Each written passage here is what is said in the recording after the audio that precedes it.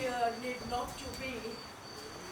I am an angry woman, fast and furious, very good in working faster, and most important, I am not a sacrificer. And it took me a long time,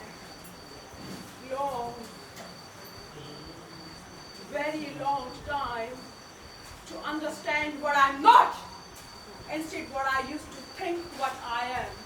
And by the way, who and what decides I and you as you? It's neither I nor you, it is who and what. But who and what is this who and what? Who and what is this who and what? Who and what is this who and what?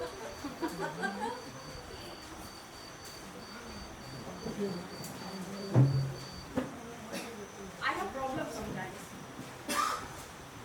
No. Let me put it correctly. Most of the time I have problems. I am considered as problematic, which I don't deny. I am problematic, which I realized very recently. Do you know, I have even problem with my name.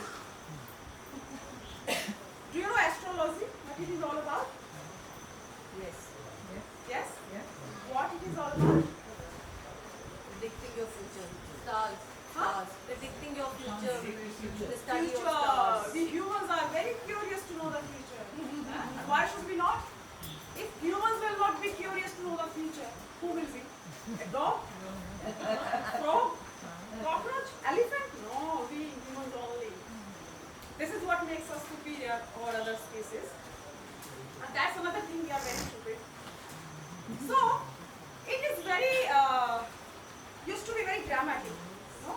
Face reading, your forehead reading, hand reading, palm reading. Have you ever seen palm reading? What people do? Putting a lot of white powder, then just wipe out the extra powder, because lines are very tiny, becomes clearly visible, and then using a lens to read those lines, and then predicting one's future.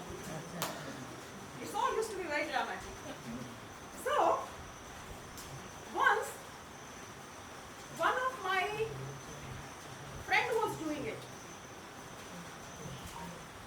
He was doing it differently. He was doing it with a name. He said, Savitha, your name starts with S. I said yes, no doubt about it. Very intelligent you are. And then he started elaborating my character. But first, telling me the characteristics of all those great people whose name starts with S. For example, Sita. And then comparing my characteristics with their characteristics. And then on the basis of that comparison, my future. So quite a long process to process. So I listened to him for a few minutes, and then suddenly one thought came in my mind. I said, stop. I don't think so this is going to work upon me. He said, why? I said, because this name, Savitha Rani, is a random name. There's no calculation behind it. You know? It is not given to me at the moment of my birth, or by any ritual, by any priest, not even by my parents or any extended family member. He said, what? How is it possible? I said, dear, there are so many things these days, seems possible are not happening, quite impossible. Many things seems impossible are happening. Mine is just a name, with name to anything is possible. So the story behind my name is, actually many times people have asked me this question, what is this Savitha Rani? What is this name? Once a girl in Japan asked me this, and I was like, how she figured it out? It is a random name. So the story behind my name is, I was maybe 5-year-old, I don't remember exactly, but it was the very first day of my life in school. Teacher asked me, what's your name? I said, Vinu, it's my nickname. She said, what? It's very small? Dear, name must be big. So that when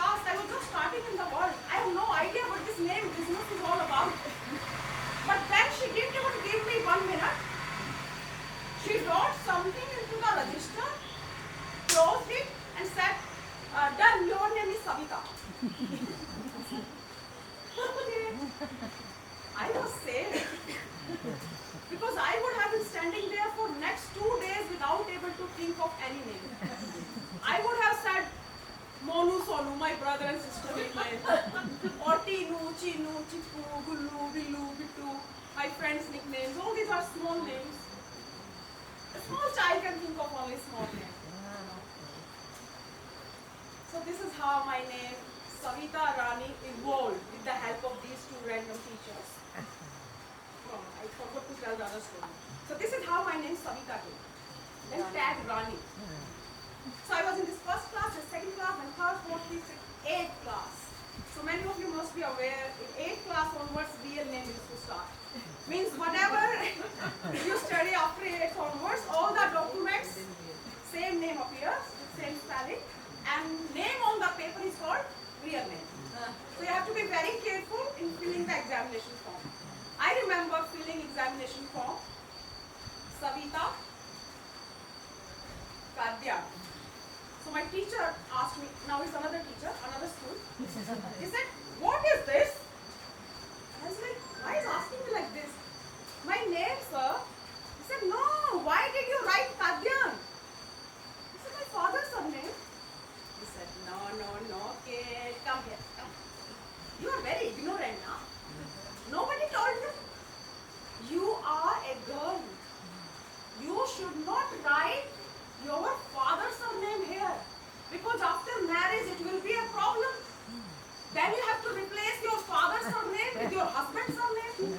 And it is going to be very difficult task, very exhausting. It will be a problem.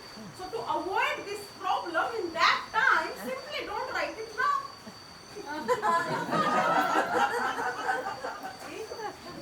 I was just 13-year-old at the time and he was planning my marriage already ahead of time. How futuristic he was. So he said, don't worry, I am giving you 3 choices. I said, okay. He said, Kumari, Rani, Devi. And I was again lost. Even scared this time. Thinking how miserable my life is going to be after marriage with all this name-changing game business, which my futuristic teacher just announced in front of me. And I have to actually accept. He sounds so intelligent. He's telling me my future. So, standing out there, I was just speaking to myself, Savitha, Kumari, Savitha, Rani, Devi. And I just said Rani. Maybe I felt Rani is better at the time. But it was not a choice. No? Though there were 3 options, but still it was not a choice. So this is how my name, Savitha Rani, these 2 teachers together evolved. Yeah. So after I gave the exam, mark sheet came at home. My sister first, she looked at it and she got shocked. She was like, who is this? Rani, who is Savitha? Rani? I said, I don't know. Teacher only wrote. I even forgot about it. Because for me it was nothing, just a name. Names are like reference point. If you are at some place, somebody says this name, you can say, oh, it's me. The name tells a lot. Not about you, of course, but about many other things. Like my mother name is Kamla Devi. She must have gone through the same process which I have gone through. And my mother name, actually my Nani and Dadi, they both had very similar names. Manbhari and Dilbhari. Both are very similar. Man and Dil means heart. And Bhari means full. Sounds so beautiful. But the story behind this is not so beautiful.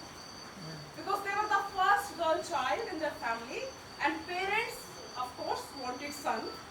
So they prayed to God, oh God, what you did? Huh? We wanted son.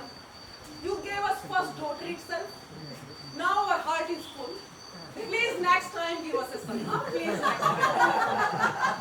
And again a girl child is born. Name Bhateri. Means enough. Oh God. What are you doing? We told you last time. Again you gave us a daughter. We have already 2 daughters. Enough. Please next time give us a son. Please next time give us a son. Huh? And again a girl child is born. Name Isabo. Means all mathematics done. What I mean, no credit. Oh God, please, we will do whatever you want us to do.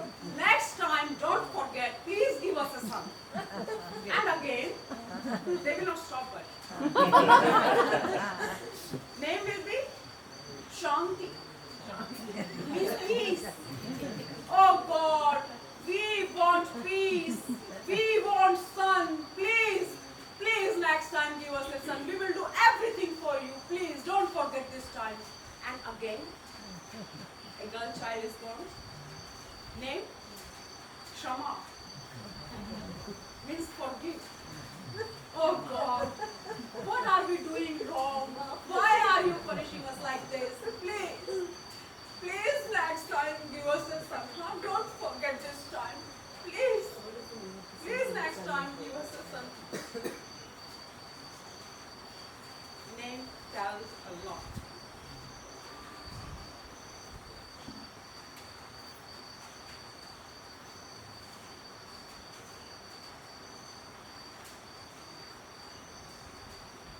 There is an empty space always. There is an empty space. Breathing. Breathing. An empty space between you and me is breathing. Breathing. An empty space between you,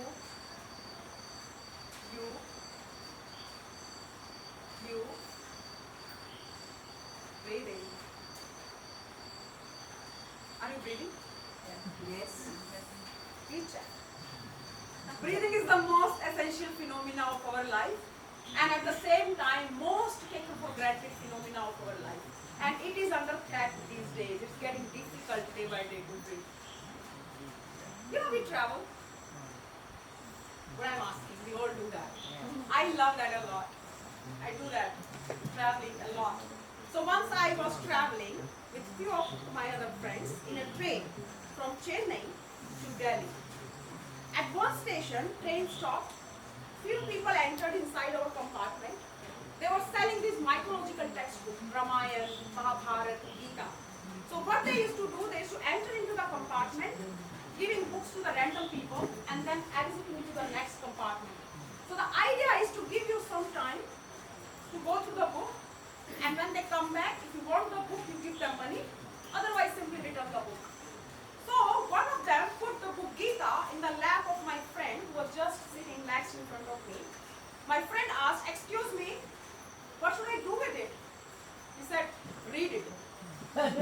You will find answers to all your questions there." My friend asked immediately, "How?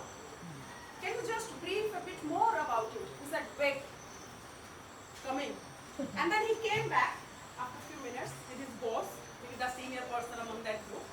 He said, "Okay, you people want to know what this book does?" He said, "Yes." Then they all sit with us, around sit, and he started very well explaining. You know, it's my personal observation. Most of the men, they always start very well. But then the next one, so he did the same thing. He said, "You know, nowadays globalization is happening. World is changing. Everything is getting affected. Families, relationships. Everything is getting affected. Nowadays, now you see the shift. Nowadays, women are so free, educated, independent. There are so many cases of abortions happening among unmarried girls. It's so bad for our culture." You see, he started with the world politics. It's very bad for our culture, very bad. Before we have lived in a very beautiful society, what a great culture we had. I said, "Sir, women were not getting education. What was great in that culture?" He said, "Who says women were not getting education? Women were getting education at their home, first by their father, then later by their husband, then later by their son.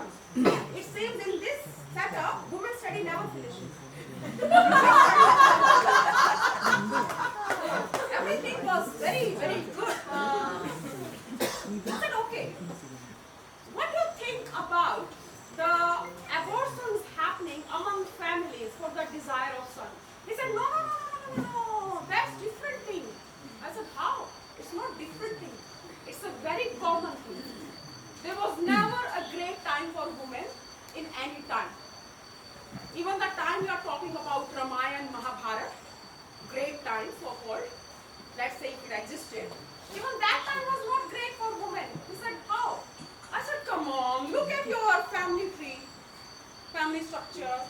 Desire of son is so prominent. Everybody is having 100 sons, 5 sons, 2 sons, even 1.5 sons. What do you think? Girls were not getting born. They must be. But then they were thrown away because everybody wanted to have killed. He said, no. In that time, girls were really not getting born. Oh. And he gave very interesting explanation. I don't know from where he was coming up with all these kind of explanations of his own. He said, in that time, men used to be very controlled, meditative, like a tapasvi. He will never ever do anything wrong. And that's why in next birth he will be again born as a man. I'm like, okay, wait. I was also speechless. I'm like, what is this? But then I tried to understand. I said, according to your theory, your explanation, I am a woman. It means in my last birth I was a man. I did wrong, and that's why I'm a woman. But wait, if in my last birth I was a man, then it also means that last to last birth also I was a man controlled this time. Then it also means that last to followed by last birth also I was a man, very much controlled, very much controlled. And then it also means that last to followed by last to birth also I was a man. And if I was so much controlled in last to followed by last birth, then how suddenly just in last birth I became uncontrolled. And instead of having any check on me in that birth, I was simply left to be punished by myself born as a woman in next birth. Wow, what a privilege I had being a man. I felt so angry. I saw the picture of Krishna on the cover of Gita, and it reminded me of my childhood days watching on television Mahabharata. And it particularly reminded me of that scene of Krishna where he is taking this Virat root, getting bigger and bigger and bigger. I felt like I am also getting this bigger, taking Virat root. And I said, you monster, do you even believe what you believe? I'm tired of hearing these terrible ideas people having from time to time. You didn't change at all. Once I heard there is a male peacock and there is a female peacock. Male peacock cries and put tear of his eye into the eye of female peacock, and that's how female peacock becomes pregnant. How pure they are! How beautiful! Because they don't do sex. At least they could imagine a male peacock to cry. Imagine the same process happening within humans. How difficult it would be for a man to cry. It's a woman who has to cry, put tear of her eye into men's eyes because men's eyes are dry, because they can't cry, or they are not allowed to cry, they are not permitted to cry, and that's why it's dry. Another monster saying,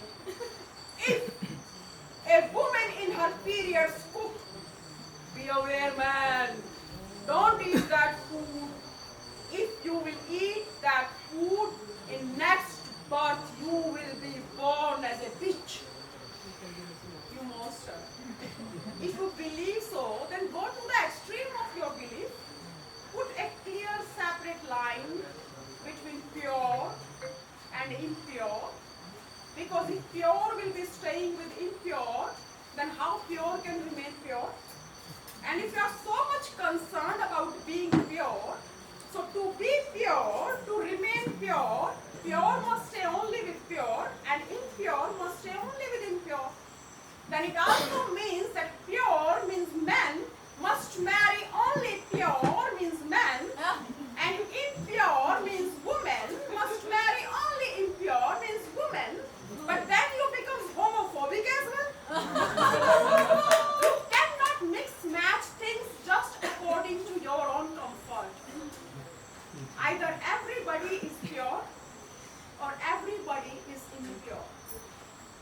Either everybody is legal or everybody is illegal. And I got exhausted.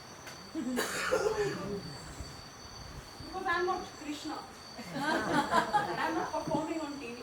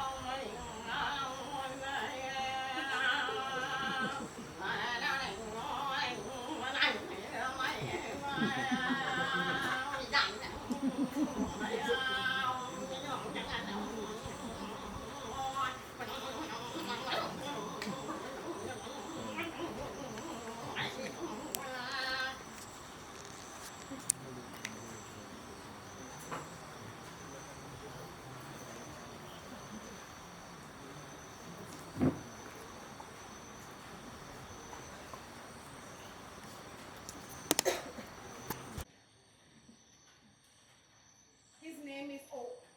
Oh, I should not speak my husband's name. Otherwise he will die soon. It is believed so. He's an average man. I am an average woman too. Average meets average. Average married to average.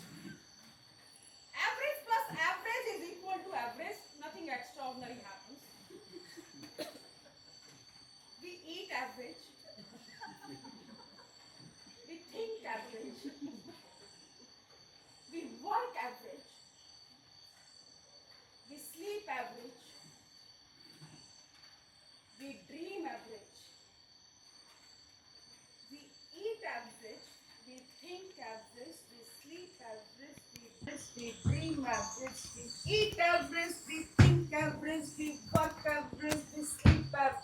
We eat average, we think average, we sleep average, we dream average, we think average, we sleep average, we dream average, we work average, we think average, we sleep average, we dream average, we work average, we think average, we sleep average, we smoke average, we walk average, we think average, we average, we average, we average, average, average, we think average, we sleep average, we dream average, we work average, we think average, we sleep average, we dream average, we work average, we average, we average, we average, average, average, we think average, we think average, we think average, we think the average, we average, average, we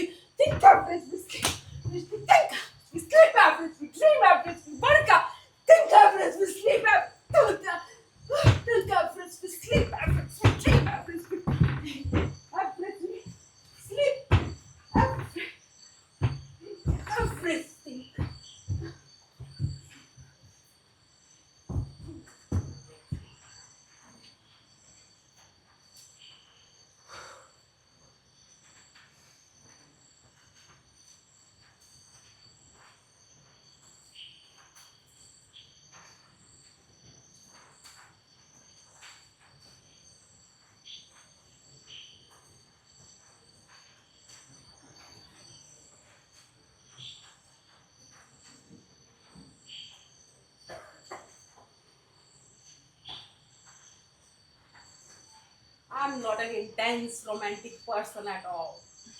My man complains all the time about me. He's a romantic. At least he claims about himself so. He loves making love. He loves lying down in bed, cuddling, smoking, while looking at the roof with hazy eyes and smile, and talking about his big dreams and projects, but doing nothing about it. Because doing can disturb his state of being romantic, which he claims all the time, 24 into 7. And he's very scared of losing his state. I have nothing to claim for. I don't even claim myself as a romantic. But it doesn't mean that I don't know what is love.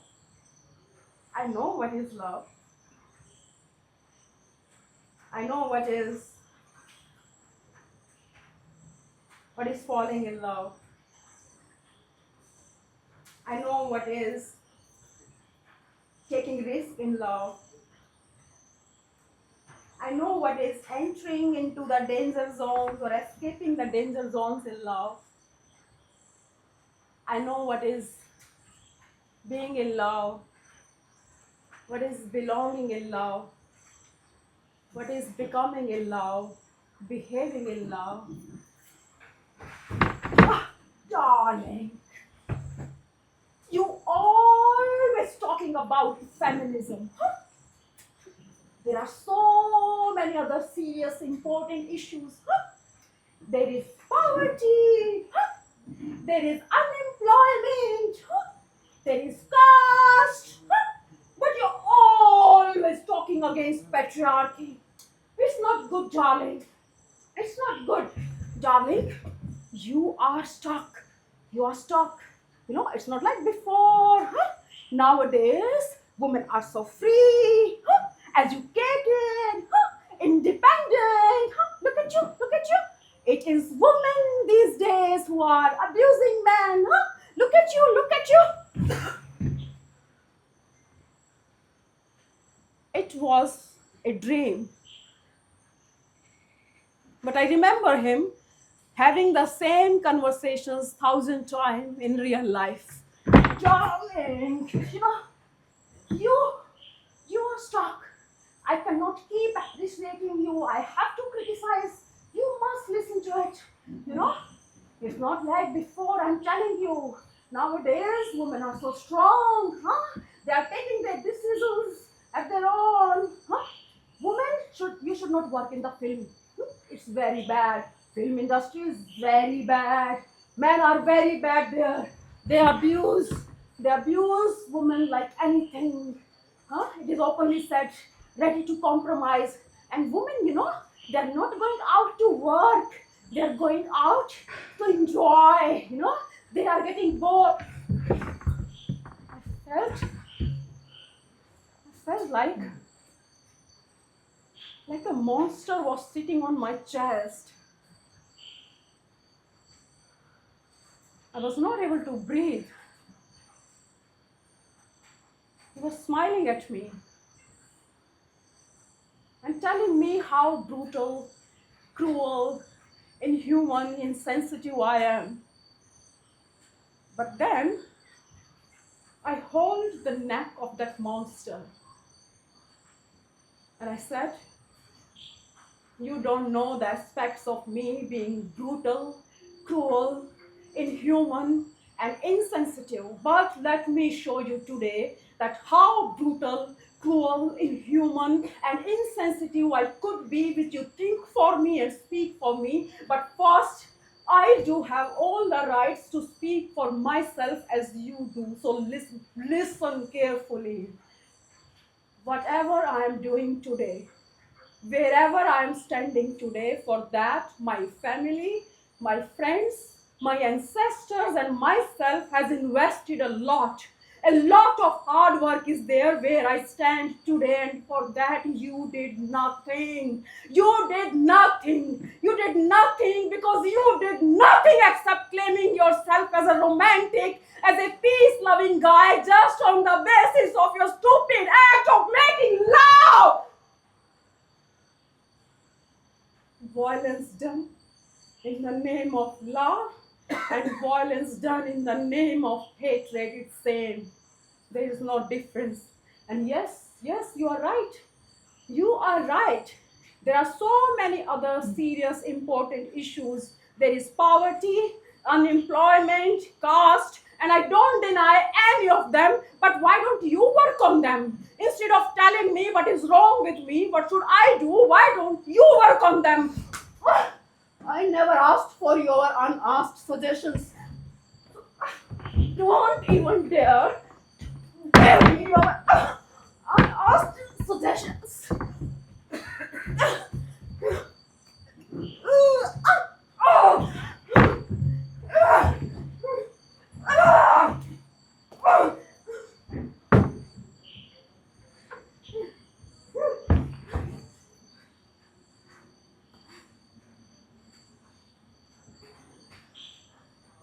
That room was like a battlefield, full of blood. We both were lying down in blood, entangled into each other.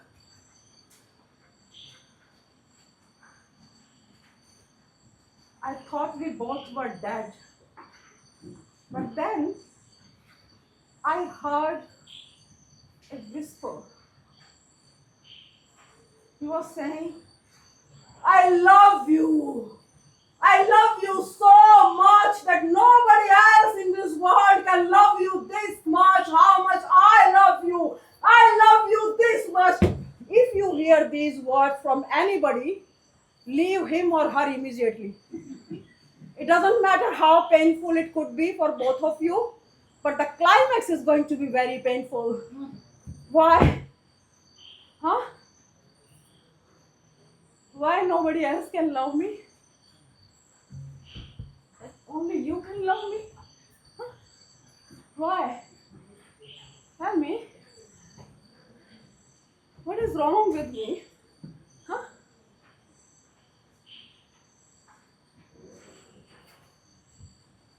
Tell me. What is wrong with me? Huh? Do you think it's a very, very good thing to listen to it that only you can love me? Huh? Tell me.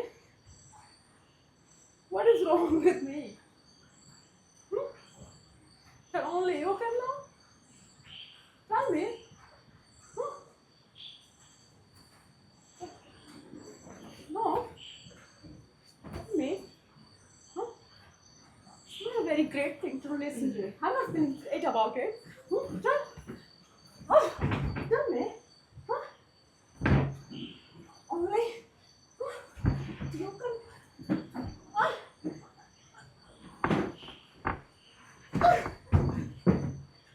You don't know the men outside what they are. You don't know. They will use you, abuse you. They will throw you away when they will be done with you. I am the only one. I am the only one who love you this much. Nobody else can love you this much.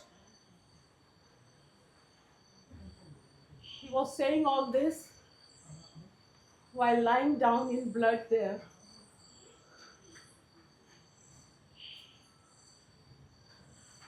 But for the first time, I could sense the trick which he was playing upon me. He was trying to inject fear within me so that I will be scared of this world. I will be afraid of everybody and that I have nobody else except him. And like this, he could save his monster within me. He could keep his monster alive within me for forever. And that was the moment of enlightenment for me. I gathered all my strength and then first I ripped the face of that monster, and then I ripped the throat of that monster, then ripped the chest and stomach and thighs and legs, and I kept ripping his whole body, ripping, ripping, ripping, ripping, ripping, ripping, ripping. Yes.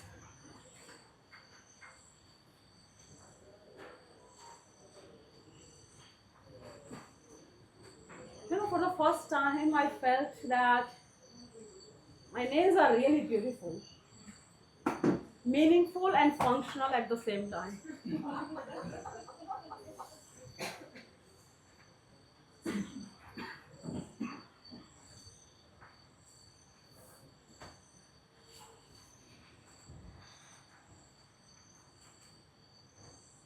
When I woke up, I was shivering, full of sweat.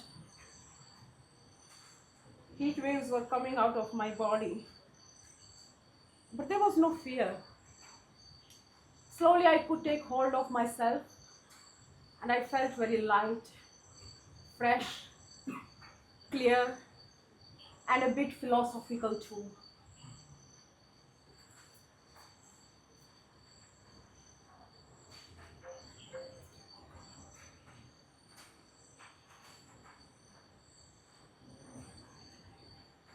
Who says that we could see only with wide open eyes? It was a dream that made me to see that monster so clear, crystal clear, which was sitting on my chest like a stone and making me feel heavier day by day, and I can take it out. If you feel heavier than happier in any kind of relationship, then it means that you are not in love. Rather, you are in a kind of relationship of manipulations in the name of love, where you keep putting each other's fears, insecurities, blaming each other, fighting with each other, keep blaming, keep fighting, fighting, insecurities, fear, and more fighting, and making each other's lives hell.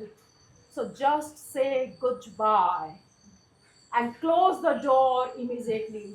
Because closing a door is also opening a door sometimes, and save both of you instead of just saving a relationship.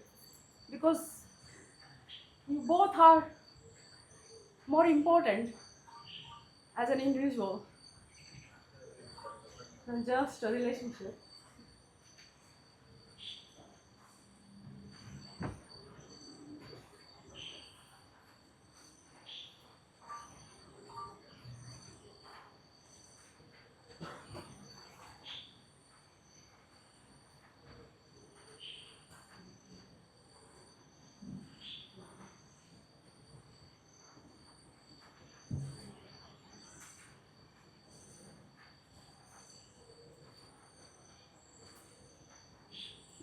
An act of making love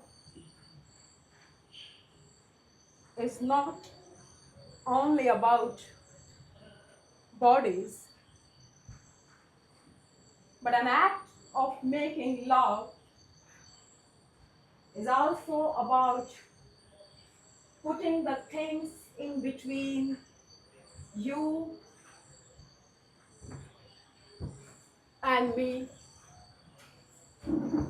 and working on them together. That is also an act of making love beautiful. But just to save a relationship, living together, eating together, sleeping together, it takes us nowhere. Just working in that direction, living together, eating together, sleeping together, it's never enough. It doesn't matter how much work you do to be in the state, to live in the state, it's never enough. It keep asking, keep demanding, keep expecting and you keep working hard to be in the state, to live in the state unless you got exhausted completely, almost dead. And then one day you realize, oh, you were not important. You were not counted. You even didn't matter. It doesn't matter how much work you did to be in the state, to live in the state, but you were never in the mind of state, and you yourself were never in the state of mind to realize that you were never in the mind of state, and now it's too late. It's too late. It's very similar to like we live in a state of nation as notion of anywhere, of any kind, of any time.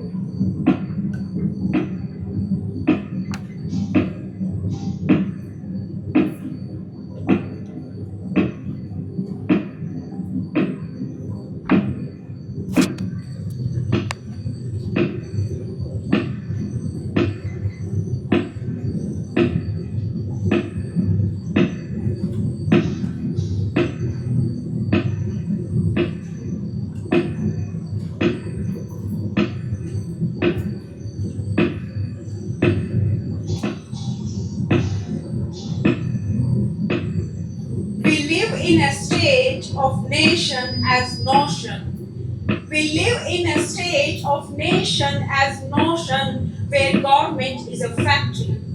Where government is a factory of COVID amendments on the name of democracy, and democracy is democracy.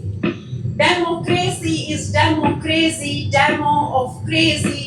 Greedy plus lazy is equal to crazy, where people on the name of religion go crazy, and religion is nothing.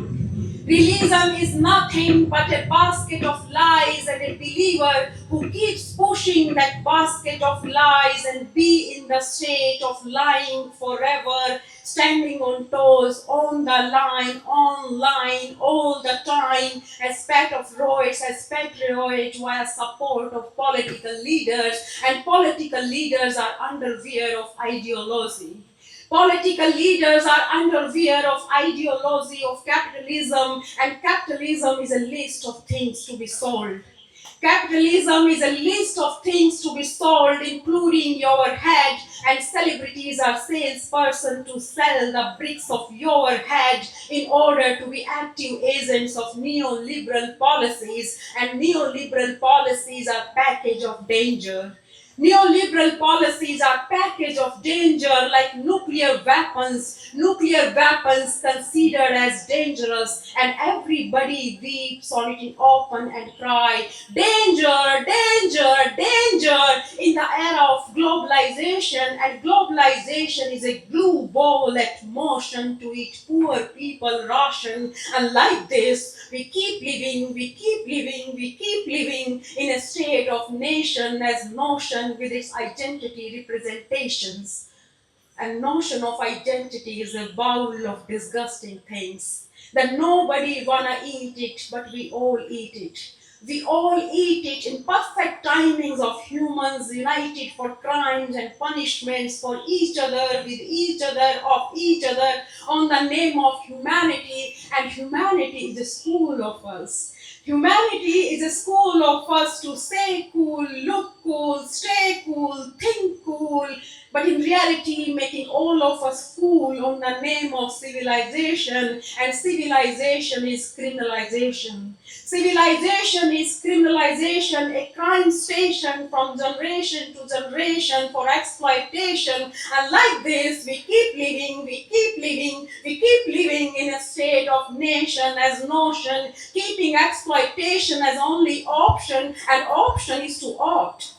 Option is to opt for being optimistic, to continue live in a state of nation as notion with its celebration, and celebration is an ancestor.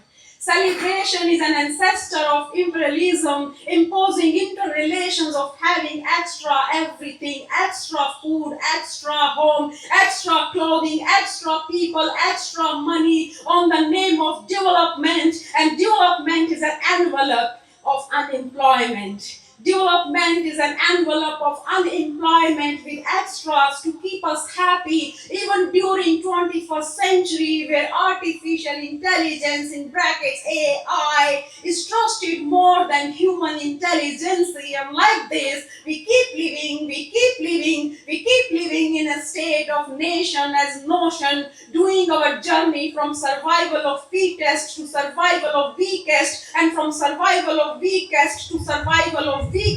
And like this, we keep living, we keep living, we keep living in a state of nation as notion with its identity representation, its exploitation, its criminalization. And like this, we keep living, we keep living, we keep living, we keep living, we keep living, we keep living, we keep living, we keep living, we keep living, we keep living.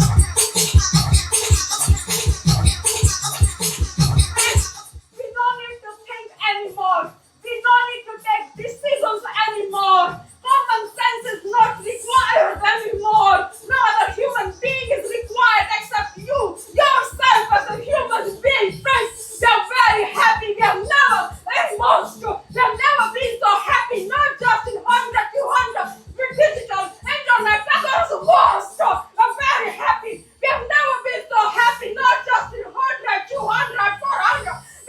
We should enjoy this life. This is the best era I want.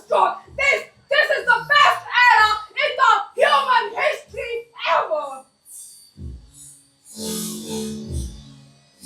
Of thinking and questioning and asking yourself. Sometimes you're very confused and you keep asking yourself, what is this? Because we are all the time into this, and this we enjoy. It's not that it's very overwhelming. Sometimes, yeah, definitely everything is. Sometimes you feel like don't know what is happening, and suddenly someday you like there is one thread, and you're like, oh, I got this some little clarity about this, and then you just keep working, and you never, as you said, we never think about the product, we never think about what is going to.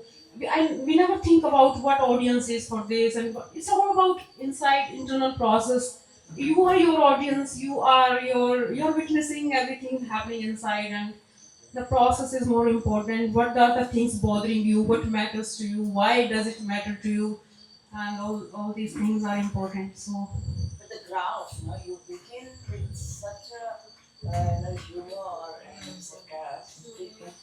And he was such a, it's really, lot of editing. You wrote alone or yeah. Yeah. So it's always like it's never in one order, linear. Like the whole structure which is there. It's like the first text which I in this whole text. The first text was average wala. Yeah. So that was the first text which I wrote. And I'm not an intense romantic person. That was a one line which was so that came in the middle, and name came very spontaneously because I was supposed to share work in progress, like 20 minutes, 15 minutes time somebody gave to me, and I had this average text and I worked on it and I was just going to do it, and then suddenly somebody asked me this question again, what is this name Savitha Rani, and I was like, I should actually start with that. So in the beginning, I keep myself open. Even still, I keep myself open. Things come, and sometimes it get edited while performing also. Yeah, so Huh? how much spontaneous is it? Like, how much spontaneous is it? Like, is it scripted completely, or Yeah. every time it changes? In the beginning, I keep myself open, and I believe in sharing the rough structure. And at that time, I keep myself open. Like this name thing, I was not prepared to put that thing in that the sharing name thing. And suddenly, when this person asked me, and when I told him this story, and I was like, this is actually very much. Sometimes you have to also figure out what story and why this story is important. So this name story, and suddenly I felt there is a connection between this notion and all this. The name is also identity notion. So notion came in the beginning from this word nation, of course, nation, and as too much nationalistic approach and all this thing, which is very like going on right now all over the world. And I was like, this is weird. I don't believe in that. So I'm like, what is this nation? And then this thing came in my mind. It's a notion. It's like again a belief. Nationality is also one part of our identity which is given to us, and we are made to believe in it so much that we start hating other nationality or whatever, like all these identity thing in it. And then all nation as notion, and then name, then your gender. I started feeling like all these are such identity itself is a very notional and given, and you start believing it so hard, you become so rigid about it. Then all this word which came when I'm speaking, we live in this state of nation as notion and capitalism and all that. So like this nation as notion came, all the words I started, what do I feel about this word? Not what is being told. And what are we seeing around? What is happening? So then I made it as prose. So It's, I mean, you have a different parts and then you yeah, always like like something is coming in somewhere and then going into. And then you have the way on the stage, my goodness, it's not just writing, you performing. Your body is, I don't know, rubber. And it becomes very graphic. Actually, one can visualize that one is in the train and somebody has come to sell Geeta to you. And amazingly, beautifully structured. The punning of, the pun with the words, right? The humor in it. And then, the whole. And it's also like horrific. I mean, it's not like pleasure giving or it's not just humor. So, kudos to you. Beautiful. Beautiful.